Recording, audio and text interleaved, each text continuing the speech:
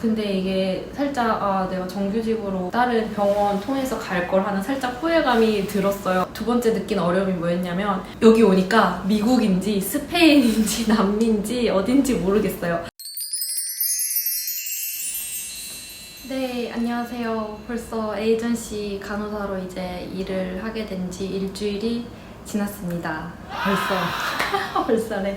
OT를 받고 이제 한 5일 정도 OT를 받고 병동에서 오리엔테이션 2주를 하기로 했는데 에이전시 간호사로서 느끼는 그 서러움들을 느꼈습니다. 일단 OT 기간에 이제 노조 가입하는 것 같은 걸 물어보러 오거든요.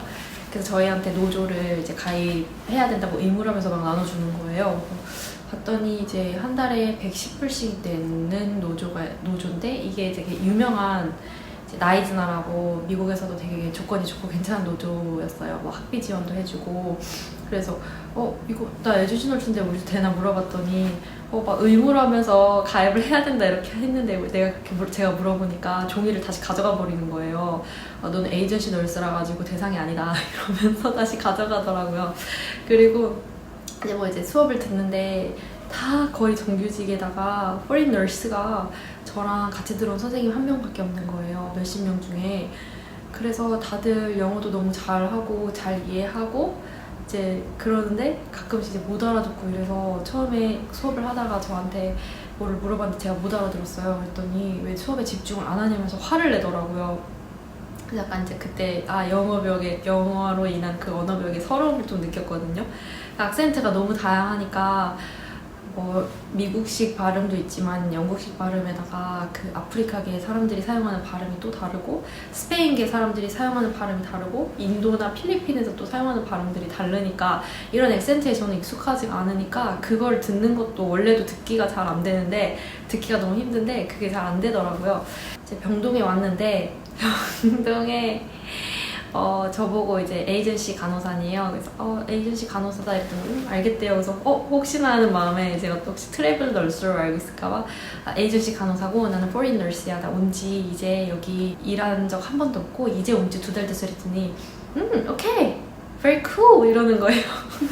그래서 뭐지 이랬는데 이제 그 차지 널스가 아침에 이제 배정을 해주거든요. 환자를. 여기 이제 팀 간호의 개념이 없는 것 같아요, 이 병원은. 그래서 어떤 한 사람한테 이제 누구 어떤 사람 누구 이렇게 보라고 아침마다 지정을 해주거든요. 근데 이제 저는 옵저베이션 기간이니까 제가 이제 첫날 3시간 옵저베이션을 하고 둘째 날 한 번 이제 또 옵저베이션을 했어요. 그리고 셋째 날이었는데 텔레메트리 오늘은 여기를 가래요. 저보고 텔레메트리 구역을 가라고 하는데 거기 환자가 8명 있어요. 텔레메트리가 이제 심장 24시간 EKG 모니터링을 하는 병동이잖아요.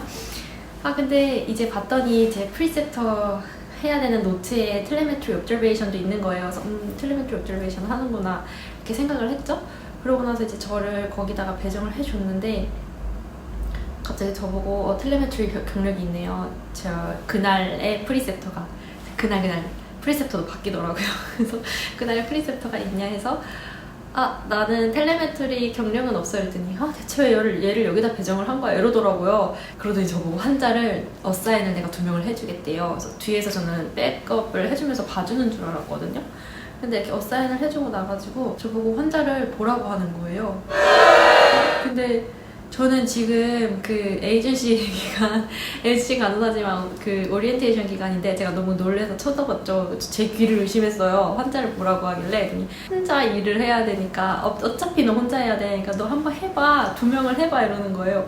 나는 지금 텔레 경력도 없고 심장 쪽은 특히나 더 많이 보지도 않았는데 그냥 해봐라고 하는 그거에 너무 당황을 했죠. 그래서 이제 환자를 보는데 당연히 뒤에서 봐줄 줄 알았는데 그냥 제 어사인이 되고 제 이름으로 다 된 거예요. 그래서 그날 진짜 차팅 투약부터 시작해서 차팅도 시스템이 너무 한국이랑 다르니까 헷갈리는데 여기는 이제 그 거의 간호 기록이 따로 없고 하루에 한 번 환자 어세스먼트 하고 어세스먼트에 따라서 플랜 짜고 그리고 프로그레스 노트라고 닥터가 프로그레스 노트 쓰듯이 간호사도 하루에 한 번을 쓰더라고요.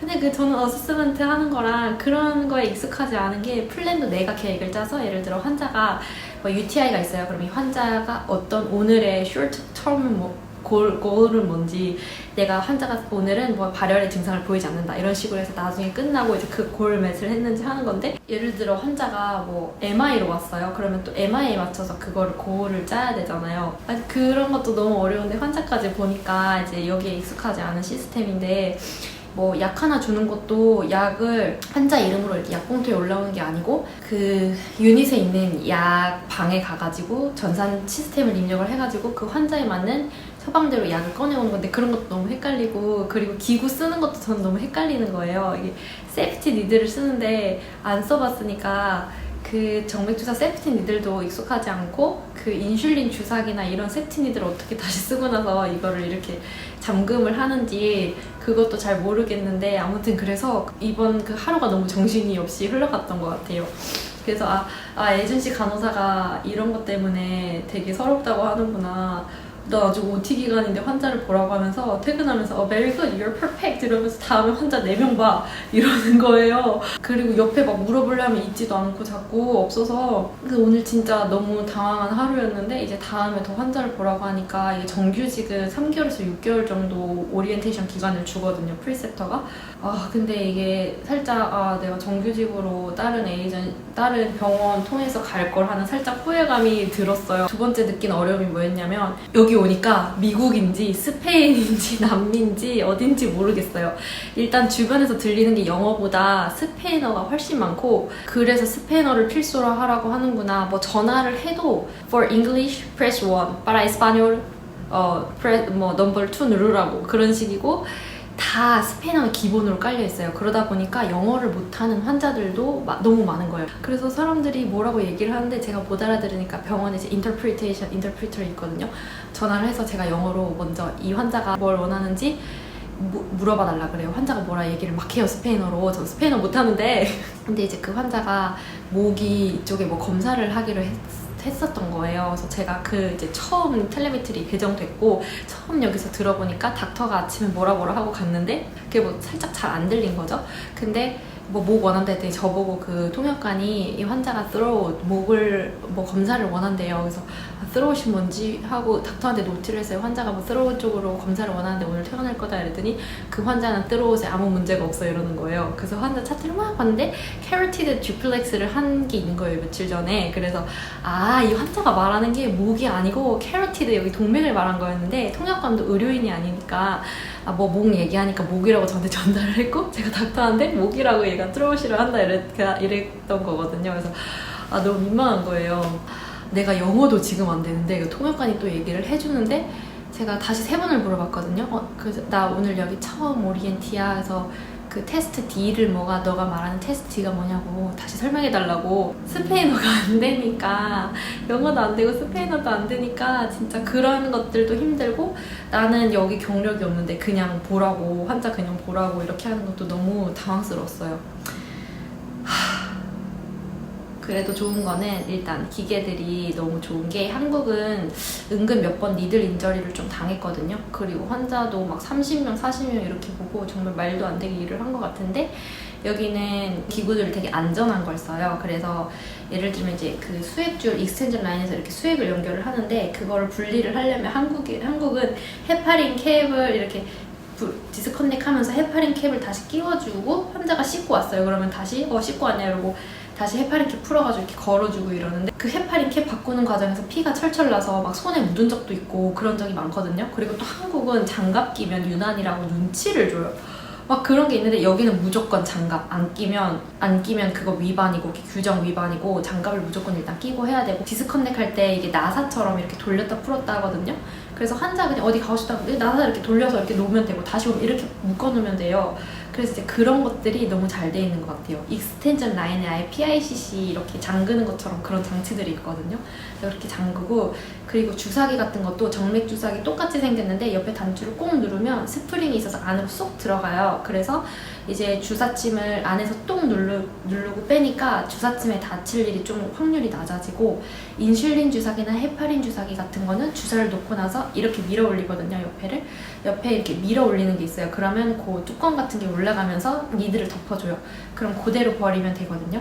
바이탈제는 혈압계 커프가 환자의 일회용으로 환자마다 이렇게 다 침대에 걸려져 있고, 그래서 그 사용을 할 때 혈압재는 기기를 가져와서 그 커프랑 커넥트만 하면 돼요. 커넥하면 되고 그 토니켓이나 이런 것들도 다 일회용을 써서 세트로 돼 있어서 그거를 사용하면 돼요. 뭐 아무튼 거의 다 그런 일회용 시스템이라 가지고 그런 건 좋은데, 너무 아쉬운 거는 트레이가 없어요. 너무 환자한테 주사 놓을 때는 뭘 이렇게 침대에 쫙 늘어놓고 하는데 너무 정신이 없어서 그게 거슬리는 거예요. 근데 여긴 트레이를 안 쓰더라고요.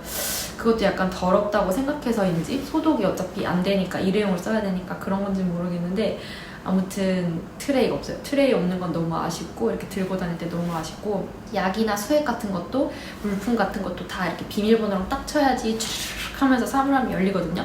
그럼 그 사물함에서 약이나 아니면은 뭐 그 필요한 물품 같은 거를 꺼냈어요. 특히나 환자한테 약을 줄 때 이렇게 약장에서 먼저 환자 이름을 누르고, 그 환자에 맞는 그 예를 들어 뭐 클로피도그렐을 준다. 클로피도그렐이 내 환자를 클릭을 하면은 마이 페이션트를 누르면 그 환자 타임에 맞게 약 멀주치가 촥촥촥 뜨거든요. 근데 내가 거기서 클로피도그렐 10시 약이라서 선택을 했다. 그러면 그 클로피도그렐이 들어있는 서랍장이 촥 열리면서 클로피도그렐이 들어있는 그 칸이 톡 하고 열려요. 그럼 거기서 약을 꺼내면 돼요.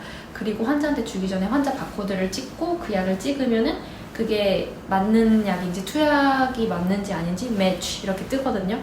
그래서 약이 만약에 2알인데 한 번만 스캔을 했다 그러면 언매치라고 떠요. 그래서 이런 투약 오류들을 줄일 수 있어서 좀 간호사가 일하기에 정말 안전하고 좋은 환경인 것 같아요.